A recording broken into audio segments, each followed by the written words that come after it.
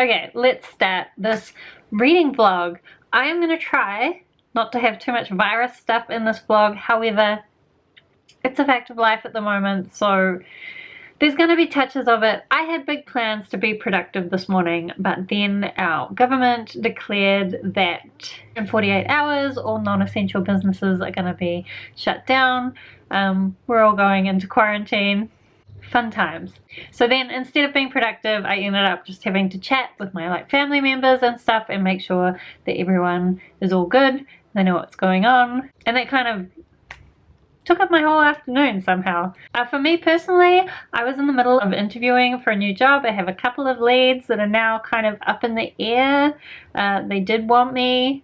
Now they don't know what's happening with recruitment.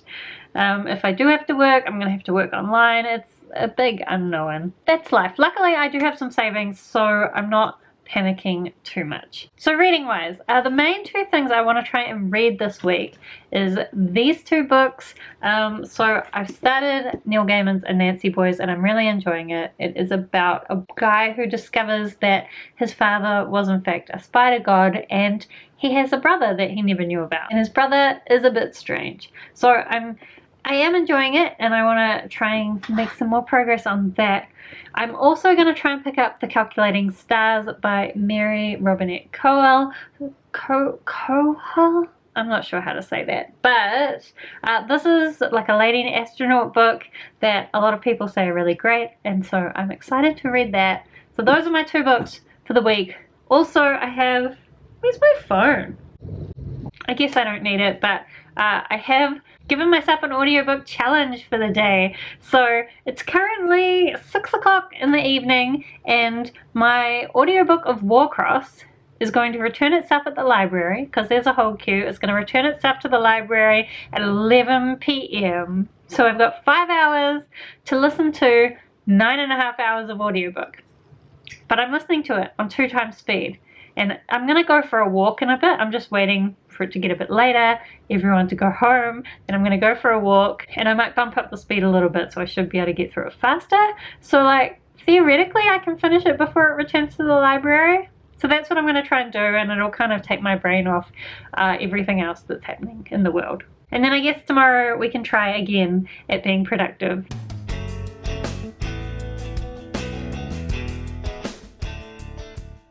Hello, so I've been cutting my fringe again and I still kind of hate it, and I really shouldn't be cutting it, but like, I don't know, that's what I'm doing.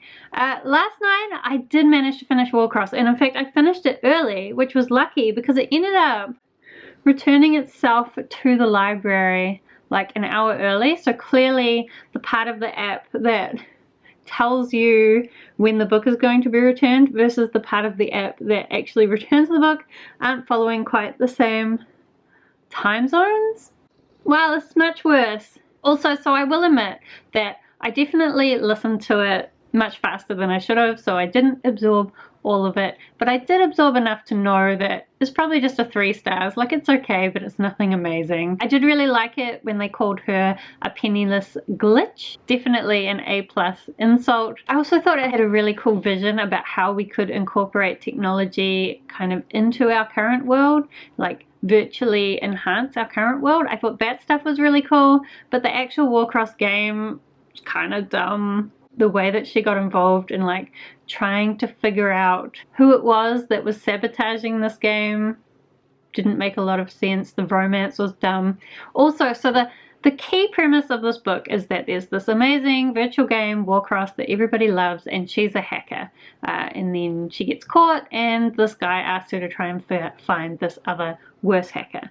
And she's meant to be amazing at code, but there's this whole thing in there about how she just looks at the big picture and immediately sees the problems, which, I mean, conceptually kind of makes sense, but it's like it's taken it too far. Like, you still need to read the code. And also, whenever she would talk about the code, it just didn't really make sense.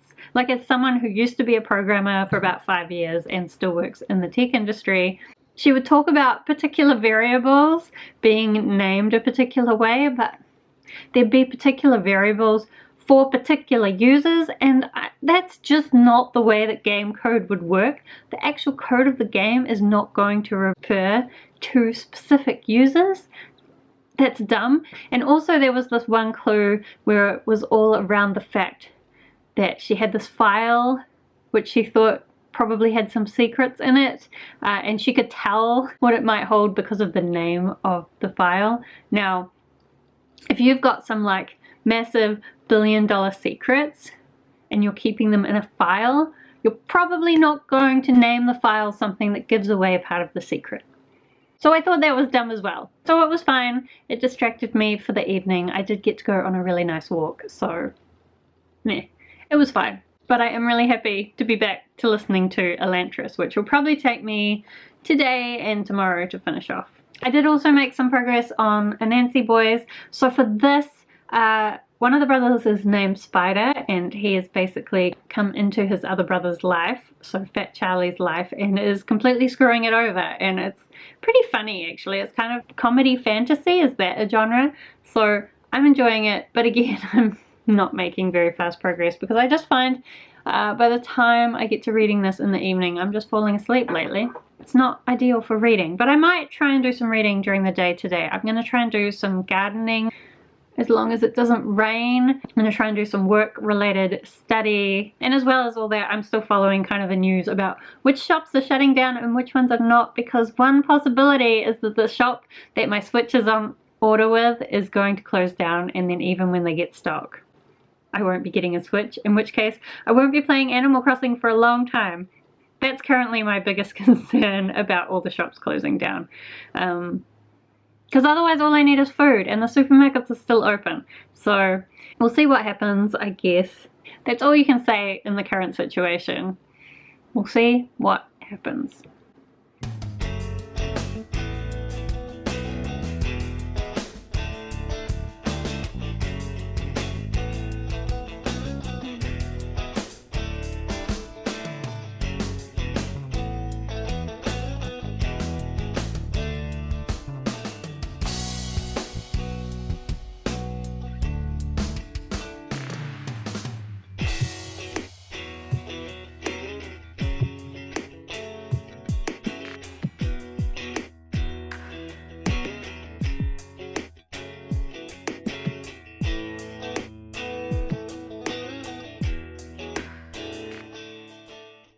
Hi, so it is Friday already. I had grand plans today to get back into vlogging and be better at it because I haven't vlogged the last couple of days. I do have some footage. I would have included that, but it's already 11 o'clock today, so I guess I'm not being very good today either. I have been good at other things. I've been getting some study done, and I did a little bit of gardening. It has been raining a bit, which hasn't helped with my plans to do some of that. Also, I have kind of been taking the opportunity to do some exploring while I go on walks, because normally I go for walks with my mum and my sister, so normally I just walk to their house, then we walk around their house, and then I walk home. But since I'm walking by myself, I can go on big long explorations, and I found a few secret pathways, some of them by accident, by getting lost, but since there's not really that many people around at the moment on the street, it's a good time for exploring.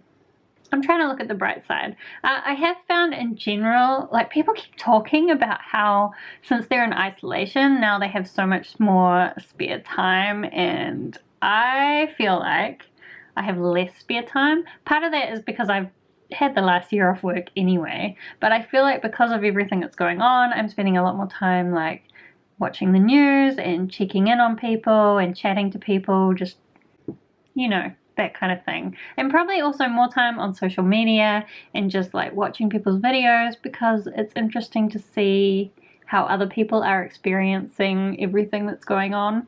And I think as well, like, a lot of my brain processing power is just being used up on processing the new reality. Like, you probably all know this, like, some part of your brain is just dealing with the fact that there is a big disaster going on, and so that means you don't have as much brain power for other things. So I haven't been getting as much reading done. As far as Anansi Boys goes, I did manage to get halfway through, which is not bad. I have a plan that I'm going to try and finish it today, but it's just a plan. We don't know if it's going to be reality yet, but I'll try. I'm still enjoying it. It is getting a little bit weird because there's now this bird god involved and she's strange. But we'll see how that goes. I did also finish some books since I last talked to you. So I finished listening to Elantris, which of course I loved. Also, I'd forgotten some of the things that happened at the end, so it was interesting to re-listen to it and remind myself of that. I did also pick up the audiobook of The Lightning Tree by Patrick Rothfuss. This is just like a little short story. Actually, I didn't pick up the audiobook of that. I picked up the audiobook of Rogues, which is like the short story anthology, and I just listened to the chapter of The Lightning Tree. And basically it's like a short story about Bast, who's this character from Name of the Wind by Patrick Rothfuss. So it kind of just gives you a little bit more of what his life might be like. Unfortunately, he spends a lot of his time trying to fool around with different girls in the village, and the way that Patrick Rothfuss writes women just makes that a little bit blah. Like, the stuff about the Fae and the way that he's interacting with the children is really cool. The rest of it, was it really necessary? Was it? Anyway, I mean, I guess it's his character, but every woman character, Patrick Rothfuss feels the need to write them as some kind of beautiful magical creature. And like, maybe I don't always want to be a magical creature, you know? Anyway, after that, I did start listening to Girls Made of Snow and Glass by Melissa Bashardoust. Probably said that wrong. This is like a Snow White retelling, I think, but it's told, half the chapters are Snow White's perspective, or I think she's called Lynette, and then the other girl, Mina, her chapters are like set in the past, and I believe she's going to become the stepmother. So I did actually start listening to it last night while I was walking, but because I'd forced myself to be productive all yesterday, by the time I was walking, I had to chat with people and catch up, and I was reading the news, and I realized that I wasn't really listening. So this morning, while I was getting ready, I started it again, and it actually makes a lot more sense. So I'm going to try and finish that off also today and tomorrow. Tomorrow is the Book Junkie Trials, so I'm going to end this vlog when that starts so I can do a separate vlog for the Book Junkie Trials. I think I'm going to start the Book Junkie Trials though midday tomorrow, because the problem with living in New Zealand, if you start readathons at the time when they say to start them in your own time zone, nobody else is doing the readathon yet because they're all like, it's not the right time zone for them. And the idea of the Book Junkie Trials for a weekender is that there's going to be all sorts of online activities. But there's not going to be any online activities if I'm the only one in a time zone doing the readathon. I mean, there's probably other New Zealanders doing it, but most people are so far in the past. So I might not start that till halfway through Saturday, or maybe even later. I don't know. We'll see what happens. Anyway, that was a bit of a long catch up. I'm gonna go and maybe try to read some of this. Maybe. So I'm just doing the thing where I walk around my house and read so that you get some exercise and some reading done. I'm making kind of good progress, but what's really weird at the moment is it's really hard not to judge the things that are happening in the book. Since it's set in the real world, it's hard not to judge the things that are happening by the standards of what's happening in the world today. So, for example, there's a part where they said, we're going on a cruise. And I thought, wow, that sounds awful. You shouldn't do that. And then they've gone to a cafe in Italy. And again, that sounds like a terrible idea. Don't do that. But of course, like in the world that this book is set, that's not the situation at all. So it's kind of weird reading at the moment. I need to go back to my fantasy worlds where there's no viruses to worry about.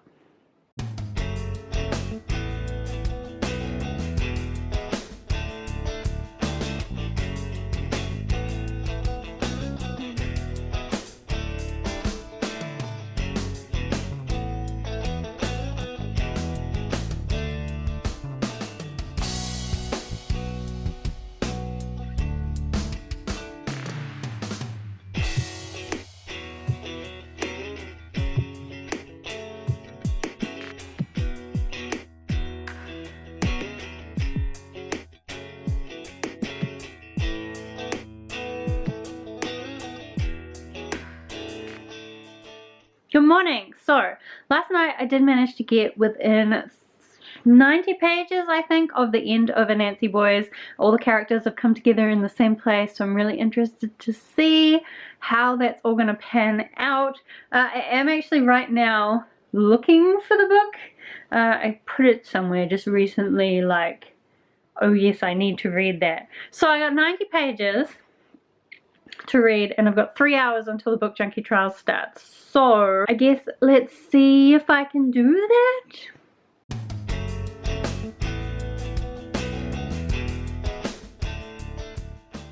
I did it. I finished Anansi Boys. It's now 11:45, so I've got a little bit of time to figure out what is happening today with the Book Junkie Travels and what the rest of my plans are, and do some housework and that stuff. But this, I did really enjoy it in the end, actually. I think Neil Gaiman did a really good job of bringing everything together. Even things that, like, in the beginning just seemed like small little jokes kind of got brought back into the bigger story. Also, like, my fringe is better, but still, like, a mystery. But yeah, I really enjoyed this. I thought it just had some really good humor, and it was really well written. So I really don't know where I stand with Neil Gaiman now, because I've read some of his stuff and really disliked it, and then I've read some of his stuff and really liked it. This and American Gods. Maybe I should just read his stuff about gods? I don't know. I'll read something else by him and see if we can figure out what's going on with that. But I really enjoyed this. So I guess that is all for now. I hope that you guys are all doing okay with the current craziness in the world. As always, thank you for hanging out with me. Look after yourself, and I will see you next time.